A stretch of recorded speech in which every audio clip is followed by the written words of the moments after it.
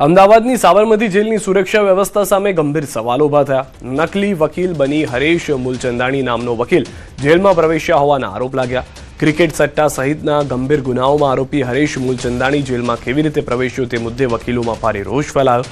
સમગ્ર ઘટનાને લઈને ગુજરાત હાઈકોર્ટના એડવોકેટ રાણીપ પોલીસમાં અરજી કરી છે। જેલ પ્રશાસન અને કેદીઓની સુરક્ષા જોખમમાં મુકાઈ હોવાનો આક્ષેપ કરવામાં આવ્યો। સાથે જ બાર કાઉન્સિલ ઓફ ગુજરાતને ઈ-વેરિફિકેશન સિસ્ટમ વધુ મજબૂત બનાવવાની માંગ ઉઠી છે અને સમગ્ર મામલે જવાબદારો સામે કડક કાર્યવાહી કરવાની માંગ કરવામાં આવી છે। ચંદાની કરીને માણસ છે, ખોટું નકલી આઈડી કાર્ડ આપીને જેલમાં પ્રવેશ કરે છે, તો જેના અનુસંધાને અમે રાણીપ પોલીસ સ્ટેશનમાં ફરિયાદની અરજી આપી છે।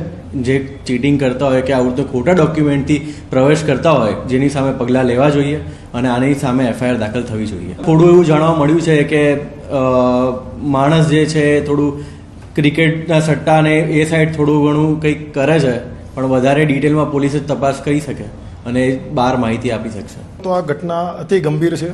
કોઈ પણ આરોપી તો છોડો, કોઈ સામાન્ય વ્યક્તિ પણ જો આ રીતે વકીલની ઓળખાણ આપી અને જેલમાં જતો હોય તો આ ખૂબ જ ગંભીર વસ્તુ છે। જેલ ઓથોરિટી દ્વારા કંઈક એવી સિસ્ટમ ડેવલપ થવી જોઈએ કે જ્યાં આગળ એનું આઈ કાર્ડ ઓરિજિનલ છે કે નહીં, એ વ્યક્તિ પોતે વકીલ છે કે નહીં, સૌથી મોટો મુદ્દો એ વ્યક્તિ અંદર ગયો શું જેલ ઓથોરિટીના વ્યક્તિના સહકારથી ગયો કે ખરેખર એમના દ્વારા સિક્યુરિટી લેબ કહી શકાય એના દ્વારા ગયો। આની ઊંડાણપૂર્વક તપાસ થવી જોઈએ।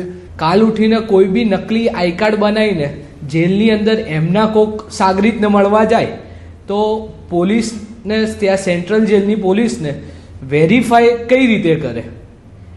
એના માટે બાર કાઉન્સિલને એક વેરીફાઈ કરવા માટે ઈ પોર્ટલ બનાવવું જોઈએ, જેમાંથી કે આ એડવોકેટ છે એનું વેરીફાઈ થાય અને એક અમારા વકીલ મિત્ર ક્રિશન અંબાવી છે